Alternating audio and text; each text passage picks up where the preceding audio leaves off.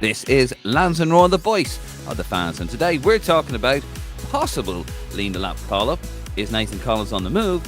And is James McClean on his way back to the boys in green? It's Lansdowne Roar.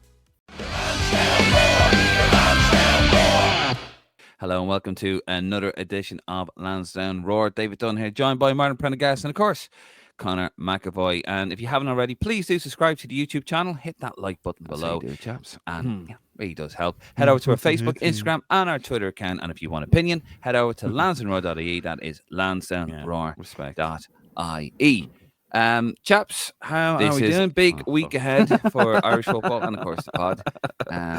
Yeah, another special episode for our very special fans. Go on, Martin. No, really great to see you back on it, Dave. Welcome back. You've got the call up, International Week. Presenting today. I'll let you take on. I was on the last one. You weren't. I was on the last episode. You weren't. I can't remember. He was. It was me and Martin. It was me and you. No. Me and Connor. We did the 10 players. That's you not. think That's need a transfer? not the latest news. Come on. And you can actually catch that on the YouTube channel. So YouTube only exclusive. And I've just realized I promised James to send that to him as an MP3 file, and I didn't. Sorry, James, if you're watching. But it is a YouTube exclusive because we're trying to grow the YouTube channel. All right, there you go. But as I said, brilliant. The lads are all meeting up today, aren't they? I think in Dublin. So start of an international week. Senegal on Friday. Looking forward to that, and then off to Luxembourg. So yeah, exciting squad we've got, and intrigued to see what way Heimer's going to go with it. I'm alive and kicking, just about alive. Survived putting up with Dave on the podcast the last couple of months, but no, I'm looking forward to the week ahead. Going to be an exciting one, to say at least. Always good when the international window kicks in. It's always probably better on the lead up to the game, and then when the game happens itself, it kind of usually puts you in a bad mood. But other than that, I'm in good form. Sorry, what happened to all that positivity? When I say I'm a miserable little bastard, when you say it, like, no, we still win though. We usually play worse, and I hope. Well, there you go. Support the boys in green, like Connor.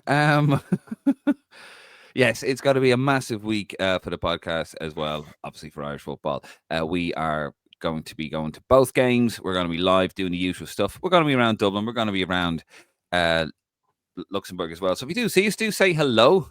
As always, we like to chat to the good Aurora faithful. And of course, we will be live in London on the 20th of June when all this dies down. We have Mr. David Ford live in the Claddering up in Hendon, and he's going to be signing his brand new book, and he's going to be Martin, you're going to be on the stage with him chatting away, and it's £30, which includes a book and a post-event buffet. 30 quid, get your book signed, and there's free food. Martin, come on, you can't say better than that, can you? No, it's going to be really good. I mean, I'm enjoying the book so far because I've got an exclusive, Dave. I've got an early copy of it. So yeah, really enjoying it, and I'm learning more about David Ford as we go. And we're gonna have a good chat with him, obviously on stage. And got some amazing raffle prizes. Actually, he's going to give us a set of his pair of his match-worn Ireland gloves. Going to be available in our raffle on the night as well. So we'll put up a link to that because we want to raise money for charity from that. So we'll put up a link of how people can buy tickets and support that as well. A very worthy cause. So, yeah, really looking forward to that. It's always great to meet the Royal Faithful when it's in association, of course, with the London Supporters Club. So we'll be with them in Luxembourg and Dublin over the next few games. So, yeah, it's going to all build up. No, I'll be there in spirit. I'll be there in spirit in Dublin. Drinking spirits, that's about it. Drinking spirits, yeah. Yeah, we've got... Yeah, I'm looking forward to Luxembourg, though, because it was obviously the scene of... Stephen Kenny's greatest triumph, and I fancy us to beat them again. Yeah, it's bold shout. It's a bit grim, isn't it? You say that's that's a great, Anyway, yes. So massive week. We have two big, huge interviews coming up as well, and we won't say any more than that because we don't want to jinx it. But lots. Would like you to jinx stuff, Dave. I am I was going to say pessimistic. That's you, Connor. No, I am a superstitious soul. You're a weirdo. That's it. That's the right term. Weirdo. There you go. Thank you very much. Connor putting me over, as always, to the Roar faithful. God, Right, let's get into it. First up, of course, is an interesting one. Sort of came out of nowhere during the week around the squad announcement. The manager was asked about Liam Delap, who of course is Rory Delap's son. Now, Rory is kind of dipping his toe in and out with England at the moment. He's played at all the underage levels, but of course, his dad being Irish, we thought, well, maybe he'll come over and play for the boys in green. Connor, what was it that he said about Liam Delap? I wasn't in the room. I wasn't in the room. It was for the dailies huddle. They did a good. You're supposed to sneak in. Martin would have got into the room. Yeah, I'd have got in there for any of them. Yeah, there was there for, but he did say he had spoken to Liam Delap. They had he went and met him. I don't know, it must have been in Ipswich or wherever he met him. They have a conversation about speaking to him and about his interest levels for Ireland, and it seems that there must be some interest there anyway. It said he was asked about what Liam's interest was, and he replied, well, he didn't say fuck off. So it seems that there is some interest there. I seen the article by David Schneid this morning talking about that when he was younger, he came to the FAI to say that he wanted to play for Ireland, and Rory said they want to play for Ireland, but he wasn't called up at the time when he was 14. But I don't know whether that was pre under 15s, because I know they are quite, when someone's at under 15s, they don't bring some up in the age early. So maybe it was the year before that, and then England had called him up first. I know that's happened for a few lads, which is just unlucky sometimes. Sometimes it's just whoever has their camp first gets the player first. Sometimes, Ireland might have the camp in October, but England might have it in September. And then once they get a lad in, that's kind of hard to get them away then once they're in the system. But it seems I'm quite shocked by it, to be honest, because I thought there was no chance at all anymore. I thought it was all over with. I know people have said maybe it's about driving interest with England, but this isn't coming from Liam Delap's side. If it was coming from someone in the English media, if it was coming from if David Ornstein had put something out, or one of the other big English journalists saying, oh, Delap had met Heimer, maybe you might think, yeah, that's pushed out by the English side. But it's the fact that Heimer was asked about it at a presser by just an Irish journalist. I don't know who asked him. And then the fact that Rory Delap was in the room with them, which must think that I would hesitate to think that Rory probably really wants Liam to play for Ireland.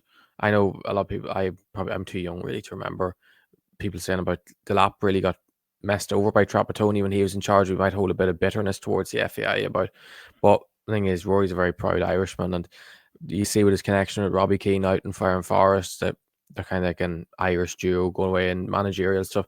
So I think it's interesting because I just didn't think it would be something that would ever come to the fore. I'm not too fussed either way. I don't know if you are, because I do think in the long term Evan Ferguson, his ceiling is a lot higher. But he is a very talented player. I think he'd quite suit us in terms of games when you play like Portugal away at home, because one of his biggest strengths is driving with the ball and using his pace and power. So he'd be quite good for the counter-attack. And he actually has had the most shots on the counter-attack in the Premier League this season. I think it is 47 he's had, which is kind of what Ireland will be playing like when we play tougher opposition. So that's kind of my viewpoint on it. Yeah, I mean, I think it'd be perfect for us. I mean, last season he played 37 matches, 12 goals, 2 assists in that Ipswich team, who were absolutely dreadful, Martin. I think he would. I mean, listen, we can't be picking and choosing who we get in, really.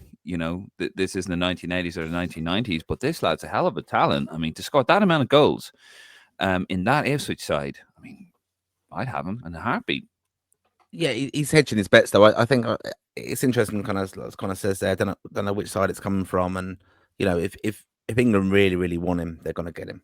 I think I'd rather him come out and say, look, I see myself as a top striker and a starting striker for Ireland, without a doubt. And we're not getting that, I don't think. It's just Heimer saying that he's met him, and we're going around, we're throwing the kind of the net far and wide, and he's a player who's eligible, so Heimer's up naturally got to do his due diligence and chat to all these players who can play for Ireland. He's one of them, but it worries me that like he's not even come through the underage with us and things too much. So I think I don't think it will happen, to be honest. I think it's It's just agents probably talk and journalists talk just because he's the name at the moment on everyone's lips that he's going to move to Chelsea and or wherever he goes to, and then it's all linked with Evan Ferguson's possible move.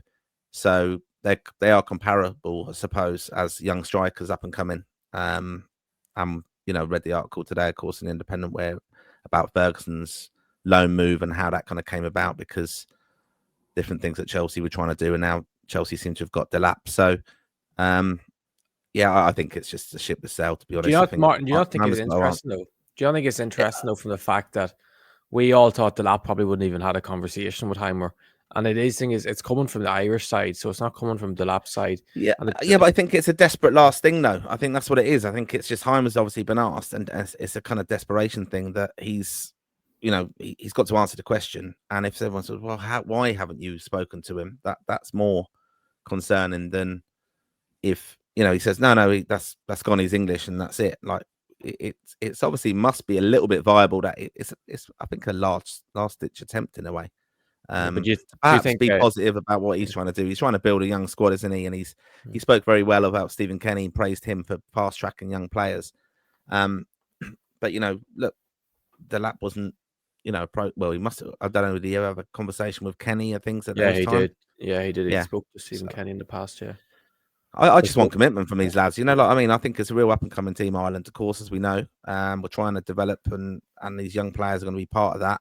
And I think you've just got to be all in now. Like, I would hate, for example, for us to kind of be waiting and messing around to see if he's going to come in, or even we do a qualification campaign and then Ireland qualify for the World Cup, and there's Delap hasn't played for England, and there's loads of speculation of, he might come to the World Cup now because Ireland have secured a place. I don't think that would be right. No, yeah. The thing is, we want commitment now. The reality is, I'll say it here, and I would say it for the next 15 years, Evan Ferguson's a way better player than Liam Delap. He's so much better in terms of football. Liam Delap, Liam Delap's he's a great athlete, pace, power. He strikes the ball very well, but if you notice, he strikes it as kind of one type of ball. He strikes very, very well. There's not real a variety in the way, not really as two-footed as Ferguson, but obviously he's a great option. He would be because he would suit a certain game in particular. He would be excellent for. That's why I think Chelsea he might struggle for a bit at, because it's going to be a complete contrast in styles in terms of possession, and I think he suits a team a lot more out of possession, which would hesitate why he would do quite well for Ireland. But no, I just think that I think it's a bit dismissive of them, lads, to be honest. I mean, I don't think beggars can be choosers. No, we're not saying. We're just saying that we just think it's not right if he all of a sudden, Martin is saying that if he doesn't make a decision and he's not capped by England, and the next summer all of a sudden he switches just because we qualified. Even if it improves their chances at a World Cup if we qualified for it. I mean, we've done that before in the past. No, McAteer, Bab. Gary. Well, I suppose Gary Kelly, born in Ireland, but he never played in any of the qualifiers, and he went as part of the squad. It was different though when you're bringing in a lad that it probably would be if he doesn't switch in September. It is obvious that he is one. If he doesn't switch in September, isn't picked for England, he's clearly one that doesn't feel Irish. There's a difference in being born in England and feeling Irish than being born in England and only playing for Ireland because you're not good enough for England. And there has been many lads over the year who have been on both sides of things. And there's lads that have been born in England and feel very Irish that have got a bad slate of things because of lads that we know that have played for Ireland just because it's an opportunity to play international football. Okay. And the thing is, if Delap wanted to play for Ireland under 15s, if that's true, and under 16s when he was younger, and that's what he wanted to do, clearly he must feel Irish, and it's been embedded in him by Rory that you are Irish. So that's the only way I can think of it. Maybe if he thinks that I'll go play the 21s Euros with England this summer. It's a chance to win a trophy, which reality is they're going to go in as themselves, and probably France are the two strongest squads at 21s levels, and maybe thinks the last chance to play with his mates and stuff. That is a big thing at underage level. You're playing with all your mates, and especially when he was at City. I know when he was at Derby, they wouldn't have had any really underage internationals with England, but it is an interesting one. It's kind of one we just kind of have to wait and see. And I don't think we're going to be too fussy with it, Dave. I'd rather we put the effort in and maybe snatch up Dewsbury Hall rather than snatching up Liam Delap. All right, no worries. Obviously, Liam Delap, possible player of the future, but let's talk about a player a little bit of the past here. James McClean. There he is, kind of delighted, throwing his dummy out. But it's come up as I predicted it would, because obviously he's now currently, as it stands, a championship player with Wrexham, and he was asked about this. Is what Jaime had to say about James McClean. I'm reading this from the Irish Mirror. I mean, what McClean said about it was he said never say never about a possible recall, but it's what Halgrimson had to say. That was my understanding when it came in. He was out, McClean.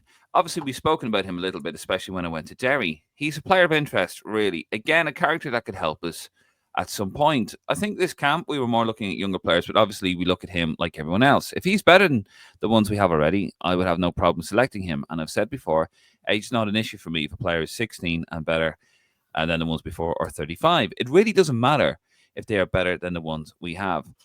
He hasn't watched the Wrexham documentary, apparently, but he has an idea of what McClean is all about. And this is what he said about that. I don't know the story behind his decision to drop it down to League Two and what happened and all of that. Really? Possibly. I read up on his history and all the things around him. Interesting. It shows his character, his strength and character as well, reading up upon him. Yes, probably the change of club was to help his team develop and progress. And here you have it. So maybe that's a good decision for the club to take him and for him to go there. And now he's a club legend at Wrexham. Correct. He said he doesn't know him personally. He hasn't spoken to him, but just caught up on him and he has seen him play. Like I said, what is he, 36? So he's not getting any younger. But if he's better than the ones we have, I would have no problem with selecting him. And on it goes. So, I mean, I think it's a fair question. I think it's a fair point. You know, when you're the manager of Ireland, you don't have a massive playing pool, quality playing pool anyway. You know, you can't really rule anyone out, can you? You have to sort of go, well, you know, even if you're thinking that inside, you can't just rule them out publicly. But, yeah, James McClean, lads, he's coming back. Hey? I think there's a lot to kind of unravel in this a little bit. Like, and I love the fact Maclean's never said he wanted to retire or anything like that. You know, it's a bit of that, and I admire him hugely for going to Wrexham and doing amazingly well. And obviously we know about that because of the documentary and things like that. But yeah, absolute legend there. But you know, I think where I wouldn't have a problem with McClean coming back in would be if, for example, World Cup qualification campaign, we're off to the World Cup, and then we had a massive injury crisis, and he's kept himself fit and done very, very well, and he's coming in to do an emergency cover job, basically. I can't see him being an influential player within the qualification campaign. So I think that would be the way of it. The other thing I'm uncomfortable about with McClean is just, again, it's the FAI battering. He's very negative about the FAI. I think he probably would ruffle a few feathers within the squad a little bit, because I think there was a little bit of a me-fainer about him. You like that, Dave? A little mention for you there. A little bit of Irish for you. What is it? Me-fainer. I know. I've never heard of that. I've heard of May-fainer. Okay. Yeah, what's me? All right. Okay. All right. See, you tried to get too cocky, Martin. You got too clever, and you went crashing down in flames. Anyway, what's that passport? May-fain. But my point is, afterwards we saw it was very much about him. You know, how he was treated, how he didn't get the goodbye a little bit and stuff like that. And you know, it was one of the most awkward press conferences in hindsight when he's sitting there next to Stephen Kenny and he's evidently not happy, and it's all a bit of like, oh yeah, you've done so well, I'm amazed, and what great times we had. It was just uncomfortable viewing. I think James is, you can't knock him as a player for ability wise, that he was always there, and he's one of the fittest players ever. You know, he really did put it in for Ireland, and he was so passionate about playing for Ireland. But I think the ship has sailed, basically, and I think it's best for us to move on. I think it would, like I said, ruffle a few feathers coming back into the squad now, how it all kind of ended in the end. Connor? I don't know what to say, because like, I know I've been quite critical on this sort of thing, but I'm actually, the reality, I'm not too, if James McClean came back in, it's not because it's James McClean coming back and I'd be annoyed. I think it's just an element of the past, and I think it's just, you think of bad memories of the last 4 or 5 years, and anyone that would have been brought in, I know he had brought in some great times, but that feels like even like that kind of almost feels like a generation before Euro 2016. That kind of feels like a lifetime ago at this stage. But like when you bring back lads in from like the Stephen Kenny era, it kind of feels like you're bringing back in lads that just weren't good enough to play for Ireland, even though James McClean at his best would have been in kind of every squad ever. Like no matter what, he maybe even mightn't have been the start. He would always been in the squads. Like, and that's more of a thing. Like it's kind of like bringing back in, like if you brought back in Scott Hogan or Ronan Curtis, you're kind of like, what's going on here? What's happened to Irish football? But the reality is he's going to be playing in the Championship next season. He had a decent year. He did have a very good year in League One, but League Championship still is a step up. He's another year older. He still has lost that little slight bit of pace, and we all know his thing is he still is fitness wise. He's still able to get up and down for 90 minutes. It's going to be tough now with Wrexham this season because they're going to look at investing heavily in their squad. I'd imagine they're going to be looking at players like Callum Robinson, who are proven Championship players still. Technically, you'd say is in his prime. He scored his most goals ever last season. So will they be looking to strengthen that left wing back with the fact that there's probably options like Callum O'Dowda available, who probably you'd say at this stage just look at his head rise up when I said O'Dowda. Probably is could offer more in the Championship just with his athleticism and his pace at left wing back. Which is the thing is McClean as fit as he is, he's going to be playing probably the most physically abandoned league other than the Premier League. And the fact is when you play wing back, your running stats have to be off the chart, and eventually your body will start to either slow down or break up, especially when he puts in the work he puts in. Like it's going to be very tough to see him come back into the Ireland squad. If he came back in, the thing is, I wouldn't be more annoyed. You'd more be happy for McClean because it's an element of proving people wrong. But I do like things of like I think Sean Rowan will probably be playing in the Championship next season. Alex Murphy could probably be playing in the Championship next season. He said about Anselmo Garcia McNulty as well, and he said his left foot centre half which help, but probably he's more likely if he's going to come in as a left back for Ireland. And the thing is, if McNulty or even if Cashin's playing in the Premier League next season, or if McNulty's playing in, we'd probably guess he'll be in the Liga next season. And if he's playing every week in the Liga, even if it's a centre half, he's shown he can play left back in the past, and we've seen what way managers are, especially in the modern time, where they play centre halves at full back. So would McNulty more come into the squad playing at left back for Ireland? I think maybe Teo Daramola is probably another year away from the Ireland squad. But yes, I see what you lads are saying, but you have to remember we don't have a left back. We do. The thing is, but Robbie Brady yeah. Robbie Brady is our number one left back, and that won't change. I don't think that number two. It's O'Dowda. I was O'Dowda, but I think Manning probably pushed himself in there from last season. Ryan Manning was brought in as a forward in his current group. I don't know why, but he was. It's just because he played. It's just because that's where he played the last camp. The way the system was the 4-4-2 with the two left backs. But you've got him apparently playing left back. We don't know, and Callum O'Dowda is now a League One player.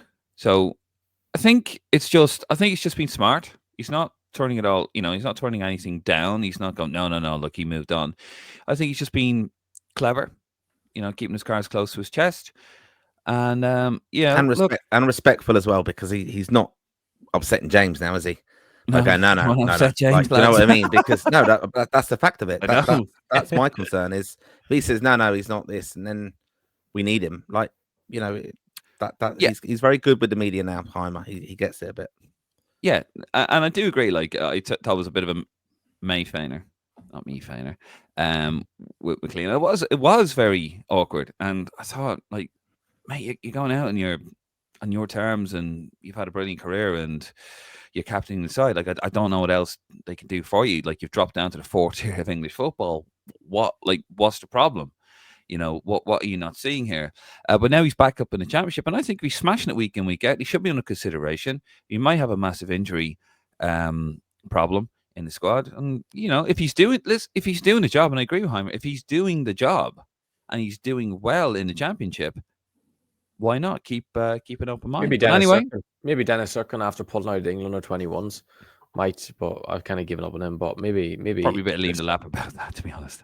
I think he's more of a Liam Delap's probably more loving for a lot more loving of Ireland than Dennis Sirkin is. But you never know. But the fact that he pulled out the England 21s, and he's not going to get an England senior squad over Lewis Skelly and Lewis Hall, or even if Luke Shaw decides that he's not going to get injured.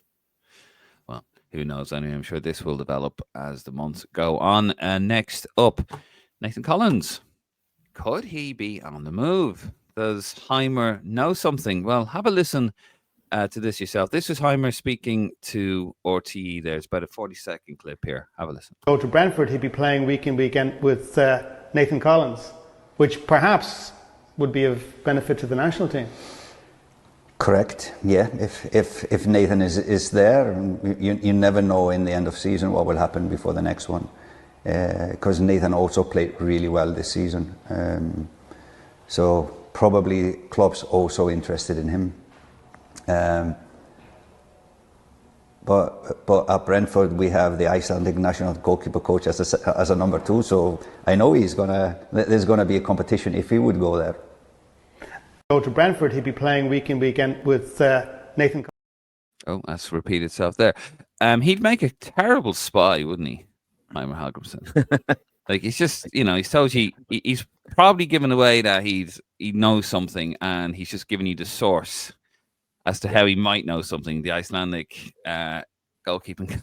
Exactly. He's asked about Kelleher possibly going to Brentford, and then he's kind of thrown the agents and things of Collins under the bus, basically saying, "Oh, yeah, there's going to be a move." So, look, he's going to attract attention for his amazing performance this year, and going to be such an important player for us now. Collins, very adaptable as well, and there will be bigger teams coming for him, without doubt. What would you think his value would be? Like 50 million, Yeah. 40, 50 million. Like, I don't know. It's hard to know really because it's a centre half, but the thing is he's the potential to be a top player. And Brentford bought him for, what was it, 22 million? They bought him from Wolves for. So, like, you think you'd go for, he's probably doubled his worth since his 2 seasons in Brentford, but every minute of every game, which probably adds a bit of price tag to it. Maybe if he changed nationality and decided he was English, he probably would be worth 60, 70 million, with the fact that Marquet, he's getting huge numbers thrown around his name. But maybe he could be, I think he's probably an option for a lot of clubs. Like, I know Juve were linked to him in January. Probably other Italian clubs probably think he'd be perfect for them. You think maybe a Newcastle, it looks like they might get he, but if they don't go for him, or they might think Collins is a better and a cheaper alternative, they might go for him. Spurs need is probably another centre half with the way their injuries are. Even if, I don't know, if like Forest sell Murillo, but is that really that much of a step? I know you're going to your Europa League, but I know their owner has invested serious money, but it could go tits up at any stage with them. We just don't know. And then there's other, maybe you can think he actually would do very well at United as one of the centre halves in the back three, because he is at his best really in a back three, because he can step out into midfield, drive with the ball. It doesn't mean he's a midfielder. It means he can drive into midfield with the ball, which people seem to get confused with. But no, I think he'll have lots of options. Staying at Brentford still is a very valuable option, and is not something we've against. And I wouldn't be surprised if he stayed at Brentford. He would be eventually made club captain or something like that. But we probably would rather see him playing in European football, because Brentford will be they'll be rebuilding next season, because they'll lose Mbeumo. They might lose maybe Vissa as well, and like it I know they always say, oh, they've great recruitment, but when 2 lads are both scoring 17, 18 goals each in the Premier League, it's still very hard to replace just based off going off your scouting. Like, yeah, I mean the fitness thing for me, Dave, is massive. Like, playing every minute. Look at these clubs. He's proven he can do that, and that is for me incredible. Really, that doesn't happen every day now. Yeah, sorry, that's hard. Hard. No, that he's an absolute asset to Brentford. According to Transfer Market, he's only worth 28 million euros. Don't listen to Transfer Market for valuations. 23.6 million pounds. That I say, surely not. He's worth at least double that. Don't worry, if you're Turkish, somehow if you look at Turkish players' values, for some reason, young Turkish players that have achieved nothing in a game are worth a lot of money. I'm not going to say why, but I think we all know what certain clubs and agents do to Transfer Market to get people's fees higher than what they should be, just to get attention. Yeah. But no, Martin, I do agree. I think he's a machine. He's fit. He played every minute of every game. He's had a fantastic season. But I do agree with Connor. I think maybe another season at Brentford wouldn't do him any harm. He's only 24. Yeah. This is, No, this he's is a where you great- elaborate. No, he's a great example to, like, Jacob Ryan did the move, Omar Bamadeli as well. Don't be afraid to move. Don't be afraid to kind of experience different football as well. I mean, Wolves, he was all right at Wolves. Obviously got the move then, but these we're blessed in centre half and adaptable centre halves as well, who can play all over the back four, or back three, whatever way they want to do it. And tactically, he's obviously trusted as well by Heimer.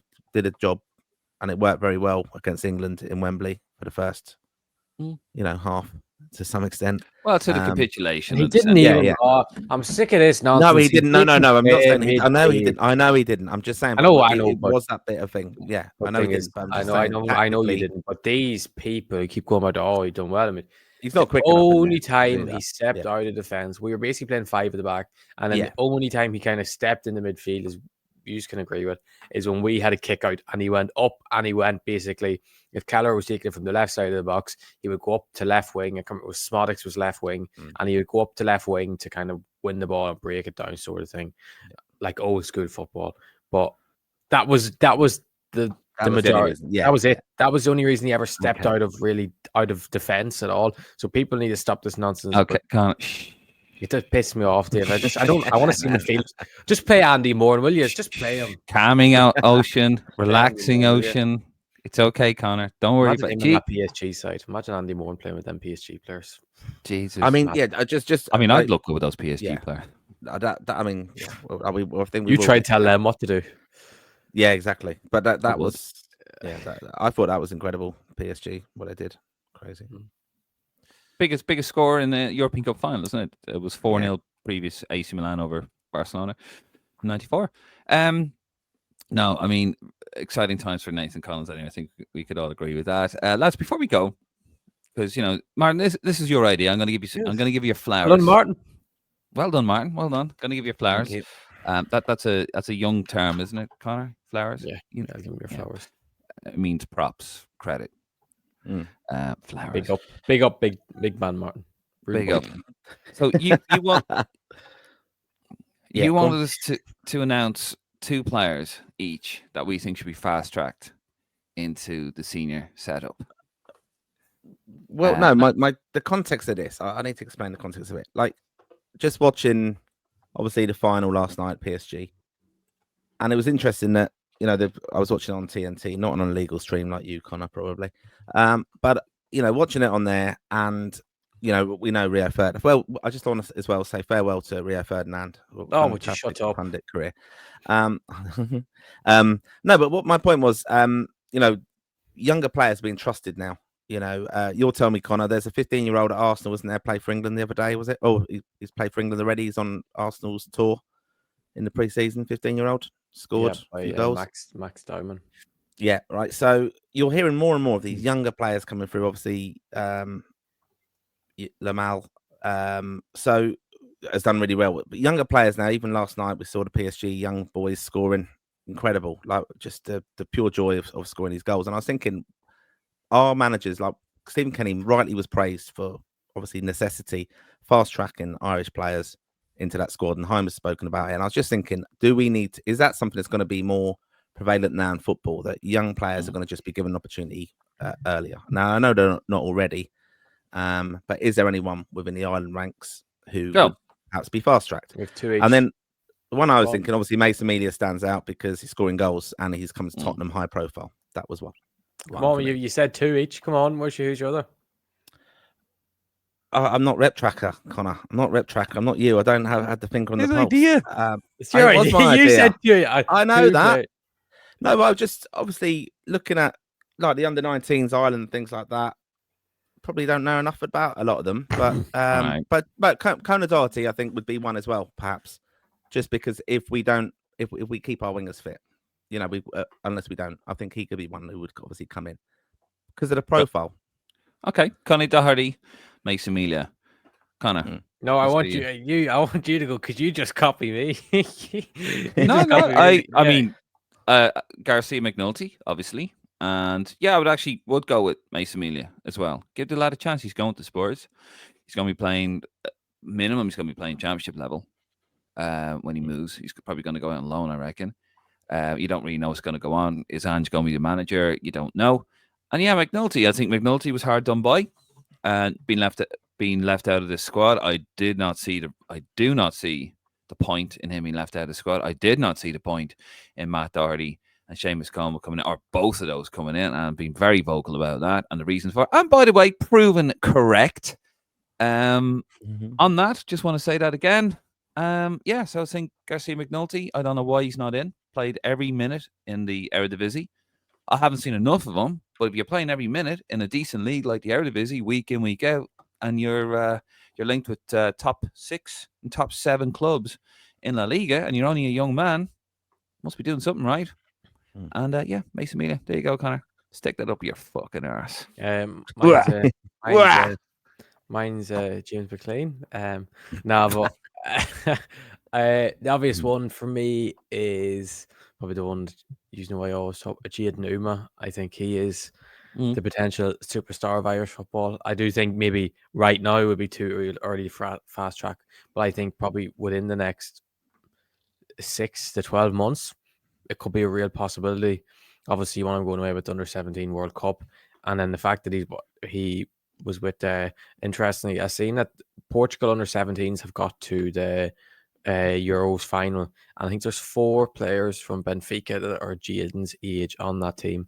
But interestingly, 3 of them play on the younger age group team at Benfica. One of them is on his team, and one of them doesn't start, which is interesting that they have 4 players got to a final, but Jadon's kind of the only one that's in the Under-19 setup with Benfica of that age, which shows that he'd be one of the most highly thought of players at that age, probably in Europe. And I do think that if he's as good as I think he is, and his potential he has, and the way his physicality, he's kind of ready for men's football as such already, which is quite a bold statement. But I think he is ready to, especially if he's going to be in Benfica's B team next season, which I see him being in really in the second tier of Portugal.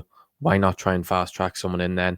And then the other one, I think Boston Lowell is an obvious one, but I don't think he's really. I don't think fast tracking someone like him and Garcia McNulty is really fast tracking because especially with Lowell, he's already been in the squad. But I do think that because he hasn't, I think he should have been brought in for this camp. I know he hadn't played, but I think he's the difference maker in that midfield if he's fit and playing every week, which he will be doing next season. But the other one really is, I think maybe Romeo Kachukwu with Southampton was probably Ireland Under-19's best player in the last Under-19's games of the qualifiers. Midfielder who is kind of something we lack a lot. Always playing on the half turn, can play deeper really as that them deeper midfielders. I always talk about Andy Moore, but he's more of a number 10. Romeo's a kind of plays in like a number 8, can play even as a 6 if you want. And he's pick up the ball, he can drive with it, he can play in the half turn, he can make things happen, and he's a real talent. And I think he's someone that could really make a huge difference, especially with Southampton getting relegated. He was due to be on the bench last game of the season in the Premier League, but he was carrying a knock, and he's missed out in the Ireland Under-21 camp because of that as well. So I think he's one that will go away in pre-season with Southampton, hopefully impress. And then obviously but Ike Razi at Stade Rem as well. I think next season. And showing off Myron, isn't he? No, but but I think with himself and Jadon, I think with the 2 wingers, I think they're the 2 wingers I'm most excited about. I think Razi next season with Stade Rem being relegated. I don't know if he'll stay there or not, because I've heard that he might move on for more opportunities somewhere else. But if them getting relegated might be a big thing for his development if he can play it next season, week in, week out in the second tier of France, which is still a very, very high standard for. He'll be an 18-year-old then, like.